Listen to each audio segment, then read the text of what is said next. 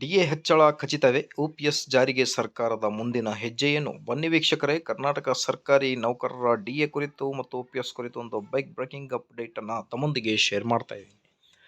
ವಿಡಿಯೋನ ಸ್ಟಾರ್ಟ್ ಮಾಡೋಣ ವೀಕ್ಷಕರೇ. ಅದಕ್ಕಿಂತ ಮುಂಚೆ ನೀವು ಕೊಡುವ ಒಂದೇ ಒಂದು ಲೈಕ್ ನಮಗೆ ಸಪೋರ್ಟ್ ಆಗಿರುತ್ತೆ. ದಯಮಾಡಿ ವಿಡಿಯೋನ ಲೈಕ್ ಮಾಡಿ, ಅದರ ಜೊತೆಗೆ ನಮ್ಮ ಯೂಟ್ಯೂಬ್ ಚಾನಲನ್ನು ಕೂಡ ಸಬ್ಸ್ಕ್ರೈಬ್ ಮಾಡಿಕೊಳ್ಳಿ. ವೀಕ್ಷಕರೇ, ಕರ್ನಾಟಕ ರಾಜ್ಯ ಸರ್ಕಾರಿ ನೌಕರರಿಗೆ 2026 ವರ್ಷದ ಮೊದಲನೆಯ ತುಟ್ಟಿ ಭತ್ಯೆ ಯಾವಾಗ ಜಾರಿ ಮತ್ತೆ ಅದರ ವರ್ಷದ ಮೊದಲನೆಯ ತುಟ್ಟಿ ಭತ್ಯೆ ಜಾರಿಯಾಗುವುದು ಯಾವಾಗ? ಹಳೆ ಪಿಂಚಣಿ ಯೋಜನೆ. ಸೊ ವೀಕ್ಷಕರೇ, AICPI ಸೂಚ್ಯಂಕದ ಆಧಾರದ ಮೇಲೆ ಐ ಥಿಂಕ್ ಮೋಸ್ಟ್ ಪ್ರೊಬಾಬ್ಲಿ ಕೇಂದ್ರ ಸರ್ಕಾರಿ ನೌಕರರಿಗೆ DA ಜಾರಿ ಆದ ನಂತರ ರಾಜ್ಯ ಸರ್ಕಾರಿ ನೌಕರರು ಕೂಡ ಜಾರಿಯಾಗುತ್ತೆ. ಸೊ ಕೇಂದ್ರಕ್ಕೆ 3% ಏರಿಕೆ ಆಗಬಹುದು ಅನ್ನೋದರ ಬಗ್ಗೆ ಚರ್ಚೆಗಳು ನಡೀತಾ ಇವೆ. ಅಫಿಷಿಯಲ್ ಆಗಿ ಇನ್ನೂ ಯಾವುದೇ ಕೂಡ ಅಧಿಕೃತ ಆದೇಶ ಬಂದಿಲ್ಲ. ಬಟ್ ಕೇಂದ್ರದ 1%ಗೆ ರಾಜ್ಯ ಸರ್ಕಾರಿ ನೌಕರರಿಗೆ 0.722% ಏರಿಕೆಯನ್ನು ಮಾಡ್ತಾರೆ ಅನ್ನೋದರ ಬಗ್ಗೆ ಕೂಡ ಬಹಳಷ್ಟು ಚರ್ಚೆಗಳಿವೆ. ಈಗ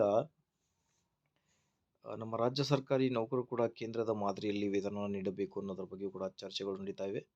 OPS ಜಾರಿ ಕುರಿತು ಕೂಡ ಬಹಳಷ್ಟು ಚರ್ಚೆಗಳು ನಡೀತಾ ಇವೆ. ಆದಷ್ಟು ಬೇಗ ಜಾರಿಯಾಗಲಿ. ಮಾಹಿತಿ ಇಷ್ಟ ಆದಲ್ಲಿ ಲೈಕ್, ಶೇರ್ ಅಂಡ್ ಸಬ್ಸ್ಕ್ರೈಬ್.